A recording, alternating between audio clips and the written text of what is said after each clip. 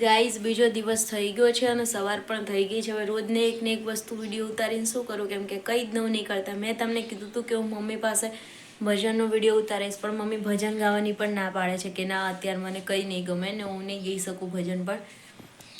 એટલે પછી એને નહીં મજા આવે ને કમ્ફર્ટ ના આવે ને એટલે મને બી ના ગમે, એટલે મેં ભજન બી નથી ગવડાવી. તો સોરી ગાઈઝ, એમને હું તમને ટ્રાય કરીશ કે મમ્મી થોડી ઘણી તમને બતાવું તો તમને થાય કે ના અમને બતાવ્યા છે. અત્યારે જમવામાં છે ને અહીંયા દાળ ઉકળે છે, અહીંયા રોટલી બને છે અને શાક અને ભાત બંને બનાવી દીધા છે. દાળ ભાત શાક ભાભીએ બનાવી દીધા છે. હવે એને થોડુંક ઓફિસનું અને કોલેજનું કંઈ કામ હતું, લેક્ચર કે મીટિંગ કે એવું કંઈ હતું, તે એને એ ગઈ છે, મીટિંગ કરે છે એની.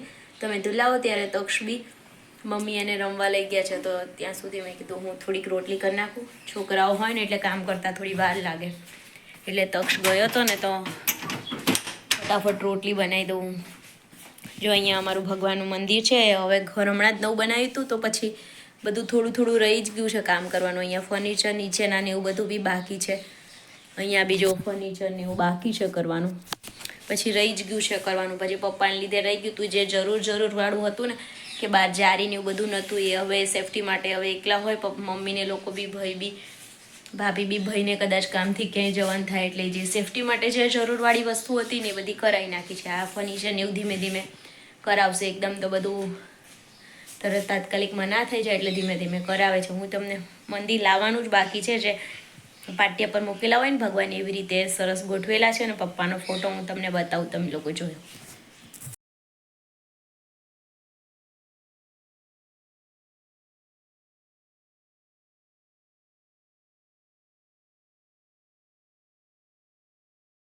તો આ પપ્પાનો ફોટો છે, આ એમની જન્મ તારીખ ને સ્વર્ગવાસ તારીખ ને બધું અહીંયા 30/11 એટલે 2 મહિના થયા છે પપ્પાને. આ મંદિર અહીંયા જો બધા ભગવાન ગોઠવેલા છે. પપ્પા સરસ મજાની રોજ પૂજા કરતા હતા. અને અહીંયા સાઈડમાં અત્યારે આ મારા બા છે, દાદા છે અને આ મારા મોટા પપ્પા છે, એ બી એક્સપાયર્ડ થઈ ગયા છે.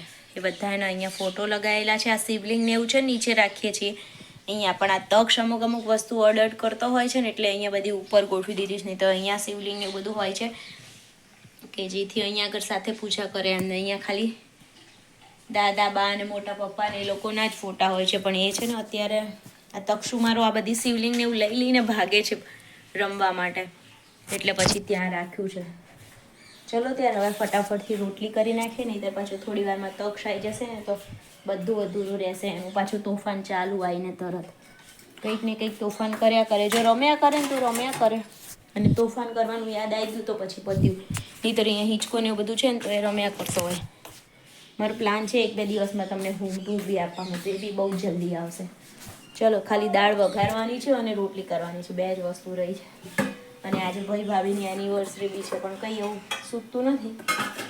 જોઈએ હવે, ચલો મળીએ પછી રોટલી બોટલી કરીને મળીએ. ભાઈ ભાભી બી આવી જાય ને સાથે, તો હું તમને એ લોકો સાથે બી મળાવીશ.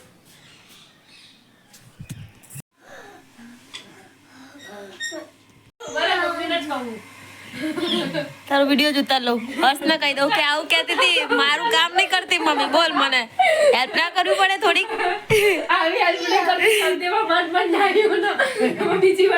કહું કે મારી હેલ્પ નહીં કરતી, માર બદલાનું નાતી જ નહીં. આ ઉપર નહીં પણ બીજી વાર નીચે નાતી નહીં માર બદલાનું. તક્ષની પાછા દો કરે છે, તક્ષુની પાછા દો કરે છે મામી, અને મારી હેલ્પ નથી કરતી નીની કરવામાં. હું કહું છું માર બદલાનું નીની કર લે નીચે, હે ને?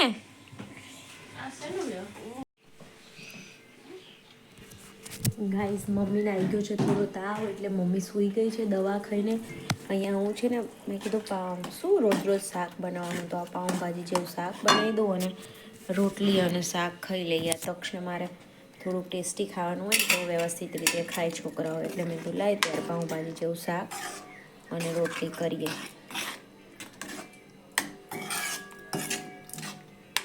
અત્યારે શિયાળામાં બધા શાક આવે ને એટલે ફ્લાવર ને બટાકા ને વટાણા ને ટામેટા ને બધું બાફી નાખ્યું અને એવી રીતે વઘાર દીધું, અને આ રોટલી બનાવી દઈશું ને ખાઈ લઈશું. શું કહેવું તમારે? છોકરાઓ વ્યવસ્થિત રીતે ખાય ને એટલે બનાવું છું. હું ધીમે ધીમે એટલે બોલું છું કે મમ્મી સૂઈ ગયા છે અને મને તાવ આવી ગયો છે આજે, ખબર નહીં કેમ. વાતાવરણ એવું થઈ ગયું છે ને, ઠંડી ગરમી ને બધું, તો દવા ખાધી છે ને સૂઈ ગઈ છે. ચલો ત્યારે રોટલી કરી લઈએ હવે.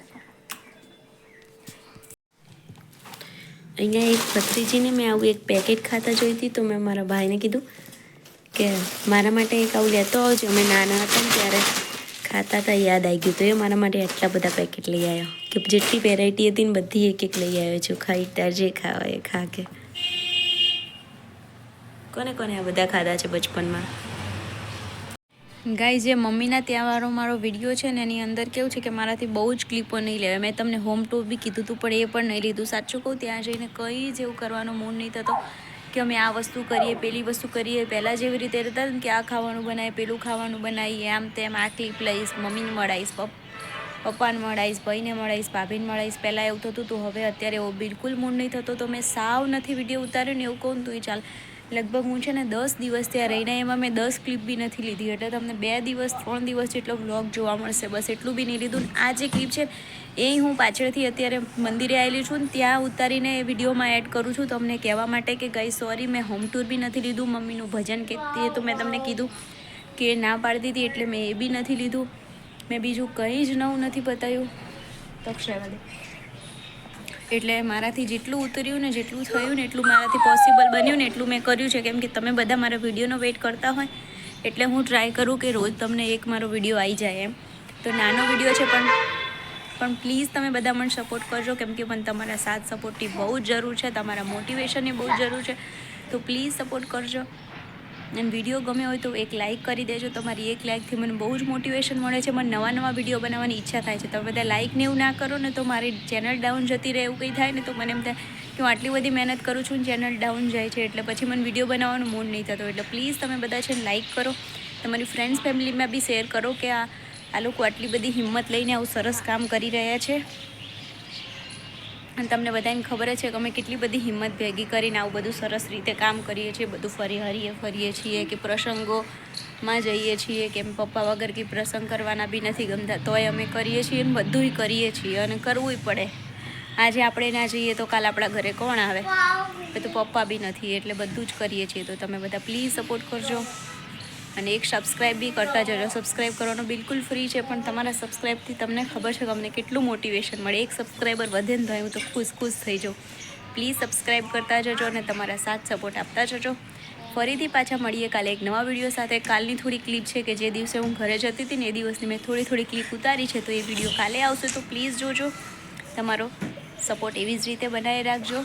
સબસ્ક્રાઈબ કરતા જજો ભૂલતા નહીં. Bye bye guys. ફરી મળીએ પાછા એક નવા વિડીયો સાથે, નવી સવાર સાથે, નવી મોર્નિંગ સાથે. ને એક વસ્તુ મારે તમને પૂછવાની હતી કે મારા વિડીયોનો ટાઈમ સવારનો રાખું કે સાંજે? સવારે 8 વાગ્યાનો, 10 વાગ્યાનો કે સાંજે 6, 7, 8, 9 તમે જે બી કહો. આમ તો મારો પ્લાન છે કે સવારે 8 વાગે હું રોજ મૂકીશ. તો તમે કોમેન્ટ કરજો, એ આપણે કન્ટિન્યુ કરશું. તો બાય ગાઈઝ. ફરી મળીએ ત્યાં સુધી તમારી પ્યારી અપેક્ષાના બાય. જય શ્રી કૃષ્ણ. બાય.